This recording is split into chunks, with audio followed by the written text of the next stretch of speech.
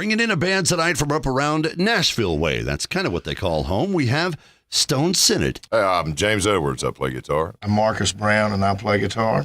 I'm Clint Woolsey, and I play guitar and sing. And we've got a couple of members that couldn't make it. Who's not here? We're missing Paul Zettler and his brother David Zettler. David plays drums and Paul plays bass. You guys would classify yourselves in the music style of? Straight up good old American rock and roll, man. Just rock and roll. That's all there is to it. Doesn't need any classification. Don't be trying to put titles and tags on it. It's like any, I'm not going to say art, but you let, whoever's listening decide what it means and what it is for them. But we definitely draw on a bunch of different influence. We all love country music. I mean, we're based a songwriting mecca, so we're paying more attention to the songwriting than a lot of rock bands probably do, simply because of the geography, where we're at and how Nashville really is. There's that cross stream, I think, that comes into play. You've got the roots of rock and the roots of country just really kind of tie together. And if you tried to untangle them, I don't think that you really could.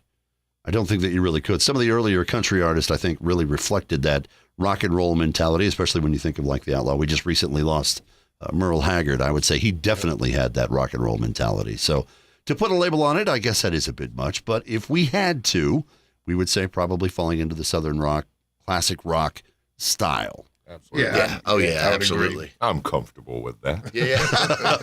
Well, over the next couple of hours, we're going to get a chance to hear that style. We'll listen to some of their music and talk to them tonight as we talk with Stone Sinnott on the 9 o'clock news local edition here on Rock 93.7. Introducing you tonight to the sound of Stone Sinnott. You're on the 9 o'clock news local edition here on Rock 93.7. I say introducing, but really, we've had your music on the show for a while, and we're just now getting a chance to actually have a conversation with you. You have been making music for how long? As the band, it has kind of gone through a few different member changes and stuff, but as the lineup now, which is, I think, the way it's probably going to end up for here on out, we've been together about a year. Clint and I have been playing together for, about 13 years now, on and off. And our bass player, Paul Zettler, he's been with us for about 7 years. And his brother David's been with us just about 3, and James just about a year now. So you're the newest member of the family, because it sounds like with roots like that and time together, that's kind of what it's become. Oh, Absolutely. yeah, totally. Our bass player, Paul, and drummer David and James have been playing music together for about 25 years. We've known each other since we were puppies. Paul and I were actually in our first real band together, and have played music on and off throughout the years ever since. Literally known these guys all our lives. Of course, I feel like I've known these two all my life now. It's a band of brothers. It really is. It happens when you live in a van together for hours and days. Yeah. You do spend quite a bit of time on the road. You get out and perform quite a few places. I think I've seen up on your Facebook there, you kind of post what's going on there, where you're going to be at. Usually you head out of town. I said, you're based out of Nashville, but you don't just stay there. Oh, no. No, we end up kind of, we get out and do a lot of Thursday, Friday, Saturday kind of things, and all the way up to Illinois and West Virginia, Kentucky, and Maryland. Maryland, yeah. Ocean City to San Francisco. Yeah, pretty much, everywhere. So you've actually made it all the way out to the coast then? We have, yeah. We've done some stuff. We've been on a couple of tours, as a support act with Tantric and Bullet Boys and Rival Sons. Uli John Roth from the Uli John Scorpions. Roth, yeah. If we could play 350 dates a year, we would do it, but so we're slowly working on getting all those booked. Well, this month alone, I mean, we're before the end of this month, we'll have been in South Florida and West, just in the next We're couple all over weeks. the place. Yeah. It'll be In a good manner. How did you land the opening act for a band like Tantric? You know what? We just have some friends in the music industry that happened to either be working with those bands or knew somebody that was working with them, and once that they end up putting those tours together, they start looking for a support act, and so we just kind of submitted and knew Got selected basically, and especially knowing some folks, in the industry, you know, it's Helps a definitely helps. And Well, it certainly helps, but it also helps to have the music that they want to put out with those acts because they're kind of trying to find something that goes with that. So your sound definitely had to have gotten their attention. And I'm guessing it had to do with tracks like Hell I Waited. That was one of the first ones that Clint and I wrote together years ago and stuff. And then it has truly matured over the years and stuff into what it is now. It's like we listen back to some of our early recordings and you're like, oh, wow. And then some you're like, oh, wow. But that's one that has been proven to be tried and true. And it's just kind of about a personal relationship that you had with somebody, a woman or pet, who knows, you know, but it's a song about inside workings of your mind and your heart. And it reflects the maturity of the band as well. So let's give it a listen. It's Hell I Waited. It's Stone Senate on the 9 o'clock news local edition on Rock 93.7. They've got the family atmosphere, they've got the love of music, and they've got a chance to share with us tonight. Stone Senate in our studios on the 9 o'clock news local edition here on Rock 93.7. Say who you are and what you do in the band again. James Edwards, I play guitar. Marcus Brown and I play guitar. Clint Woolsey, and I play guitar and sing. And we're missing two guys. Paul Zettler plays bass and sings, and then his younger brother David Zettler plays drums and sings as well. How did you decide on a 5-piece? You know what? It kind of just ended up. There was Marcus and myself were both guitar players, and we had another buddy that was also a guitar player, and so we all kind of started jamming together. And I guess basically just kind of found out how good the three guitars sounded together. You know, the kind of wall guitars thing. So it just kind of made sense, especially with the Southern rock. There is that three guitar, that extra guitar, that power guitar, I guess, that comes into play from bands of the 70s and 80s time, I'll say.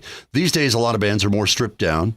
And I think we've talked to quite a few that prefer the 3-piece combo thing, you know, where you've just got a couple of instruments and a vocalist and kind of go that route. But I think it adds that extra element. Do you feel that whenever you're performing it? Definitely. The thing with a 3-piece, because obviously ZZ Top proves this wrong, and so does Robin Trower and the Hendrix Experience and stuff. But it's like a lot of times when you got 3 guys and you're trying to fill up a huge auditorium, it's not going to happen. It's a little thin. And at the same time, with 3 guitars and 5 guys in your band, you can do anything musically. You know, play your chords in different positions on the neck and stuff, and you can create chordal harmonies and stuff with 3 guitars. And that's where you start creating that huge, you know, to quote Phil Spector, wall of sound. And James is real good about helping us figure out where to create some sometimes dissonant, sometimes harmonies. He's like, play it over here. And it's like, oh, wow, yes, you know. Yeah, the 3 guitar thing, it gives you the ability of, like, me and Marcus to take off and do, like,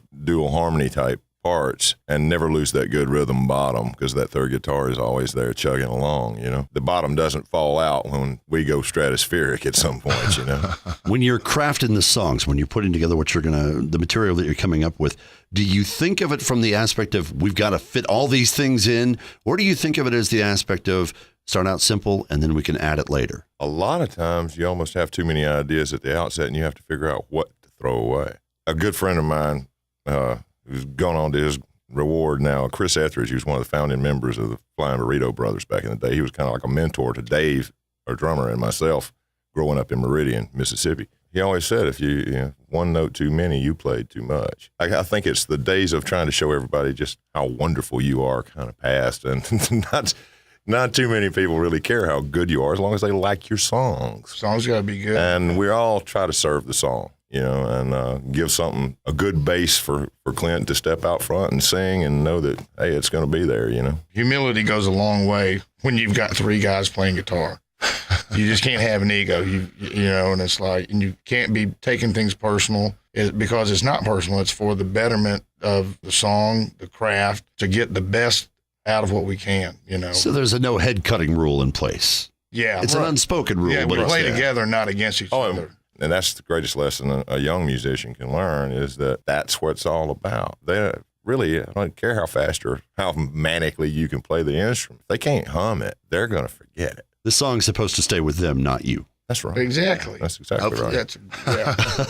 It's all about the end product. Well, we're going to talk some more about the end product that you've put together. You've got an EP under your belt, and you've got plans to do a lot of touring. So we'll do that. We'll get to another one of your songs as we continue our conversation tonight with Stone Senate on the 9 o'clock news local edition here on Rock 93.7. With a rich history of making music and writing it and sharing it, I think we'd said earlier, over 25 years combined, longer than that combined. I think it'd be even more if we added it all up. We've got Stone Senate in with us tonight on the 9 o'clock news local edition here on Rock 93.7. You have been working as a band in the incarnation that you're in now for over a year or so. Yep. Personnel changes. We've reflected on the show before about life just causes that. It's not always hard feelings. It's not, you know what, you're just not as good as us. It's more along the lines of life just kind of gets in the way. Has that been the case for you? Definitely. We had our guitar player before, James. He was with us for about 6 years. He had a job opportunity that came up that he could not pass up. And he's got a family, and he's got to look out for them. It sounds like you've realizing that you are better off as a whole as opposed to individuals. Oh, yeah, absolutely. What is it? Not playing against each other? Yeah, we play together and not against each other and stuff. And it's not, it's like sometimes I have to remember that I'm playing because I'm watching James play, and I'm like, wow, oh, yeah, I got a guitar in my hand. You have a fanboy moment, huh? Yeah, Nice. I'm a fan of our band, know. And so well, that just shows that you enjoy what you're doing. So it touches each of you. Whenever you're crafting the songs, coming together to write these, I think we talked earlier about how you structure. You start out simple, you add in what you need to along the way. Does anybody have better ideas, or is it, okay, we all haven't put our touch on that yet? I think we're all really open. I mean, as far as the studio experience lately, working on the newer material that we're going, it was easy breezy. I mean, everybody, we've all been at this long enough that we've learned the lesson of, like they say, we're doing this together, not against each other. And anything that made the end result a better end result, we're all open to it. And nobody's idea is in stone until we say, okay, that's that, move on to the next song. That one's done. I'm hearing new music that you're working on. What are we looking towards there? Another EP, or are we going to go the album route? We're going to do 2 EPs. We went in and did 7 new songs with Kenny Olson from Kid Rock's band, and he also had 7 Day Binge and the Motor Flies. And so anyway, we kind of became good buddies with him, and he went in and produced this new stuff with us. Yeah, but you're still putting the polish on that. You're still in the studio working on that. We are, yeah. We're still in the final mastering process and stuff, and then we'll go back in and do a full record with Kenny Olson here over the next few months, Having done it for as long as you have, having been in music for quite some time, and getting to work with a producer like that's got some experience with bigger names, does it make you awestruck, or does it just kind of go, it's just somebody we're working with? He makes you work your tail off. I mean, it's like, he's like, okay, let's do it again. So you're too busy to be awestruck. Yeah. I mean, it's like, he really pulls the best out of your playing, and his creative ideas are. He's just another great musician, and he comes in with that great set of ears and a great song sensibility. It was a pleasure working with him, and we're looking forward to doing a lot more of it. Amen to that. Well, let's go back to your earlier EP. Let's do Up to Me. It was a lick I had, and Clint and I kind of worked the vocals out and stuff. It was one of those things where he and I were standing in the studio, and we were just both had the electric guitars cranked up with the PA system, and it was just he and I, and we just kind of beat it out. And then really it was one that came probably within an hour.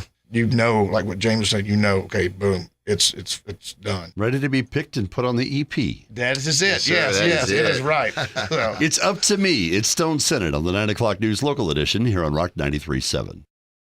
Winding things down tonight as we've been talking with Stone Senate on the 9 o'clock news local edition here on Rock 93.7. Want to thank you guys for traveling. You are up around Nashville. You've been there all your lives? Marcus and I have.